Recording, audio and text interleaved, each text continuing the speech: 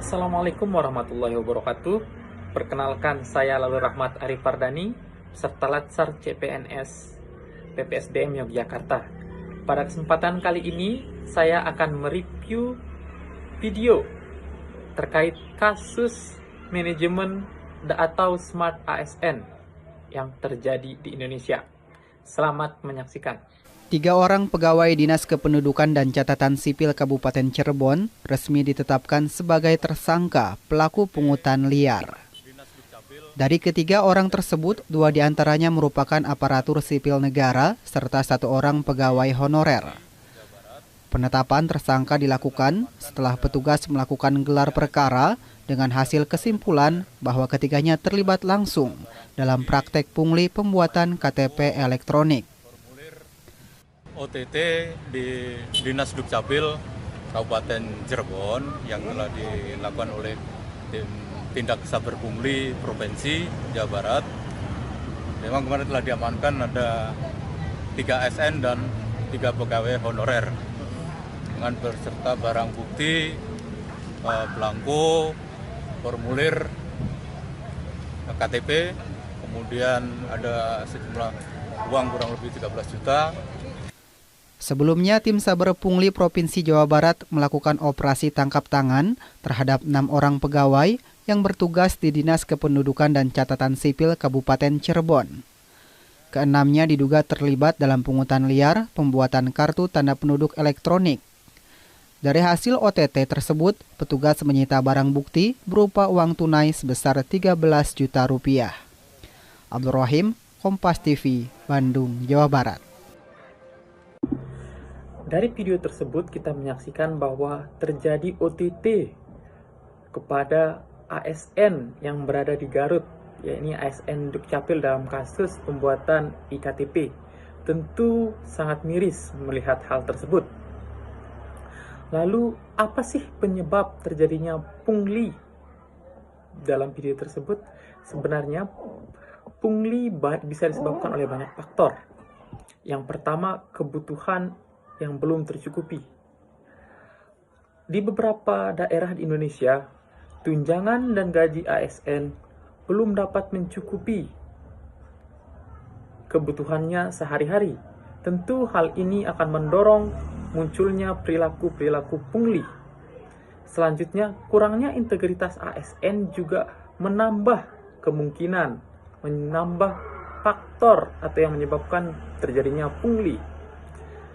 Selanjutnya, minimnya informasi yang dimiliki oleh penerima layanan membuat penerima layanan terkadang mengatakan, "Pak, bisa dipercepat nggak?"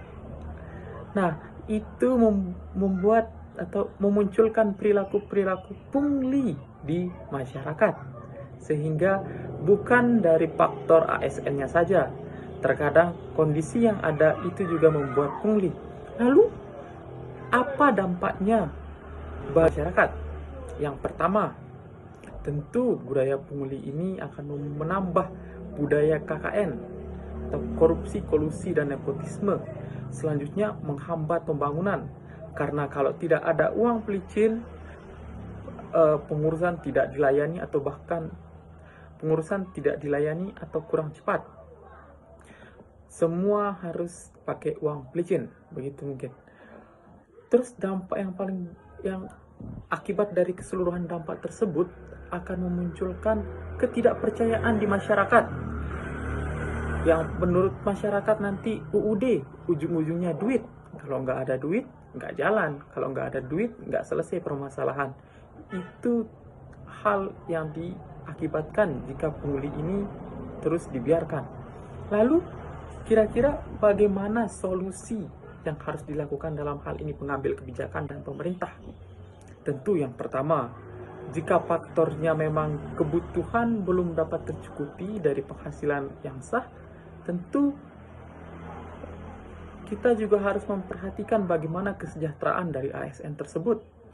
Jangan sampai karena tidak sejahtera itu memunculkan niat-niat buruk di ASN untuk mendapatkan uang, baik melalui jalur pungli dan atau lainnya. Sehingga kita juga tidak bisa hanya menyalahkan dari ASN tersebut. Kita harus melihat kebutuhannya sudah terpenuhi atau belum. baik yang selanjutnya yaitu memberikan sanksi yang tegas. Sanksi yang tegas kepada pelaku pungli. Jika memang kebutuhannya sudah terpenuhi, tidak ada alasan untuk ASN untuk melakukan pungli. Sehingga kita harus memberikan sanksi yang tegas kepada ASN tersebut, sehingga menimbulkan efek jera bagi para pelaku pungli. Yang terakhir yaitu mengembalikan kepada ASN untuk menambah nilai-nilai spiritual, nilai-nilai integritas kepada diri pribadi masing-masing ASN. Mungkin sekian video review kasus manajemen ASN yang dapat saya sampaikan. Semoga kita dapat menjadi ASN yang smart dan bisa memperbaiki ASN tersebut. Sekian review video dari saya. Semoga bisa menambah wawasan kita semua, dan mari kita wujudkan smart ASN dari hal-hal kecil. Wabillahi taufiq wal hidayah. Wassalamualaikum warahmatullahi wabarakatuh. Selamat siang.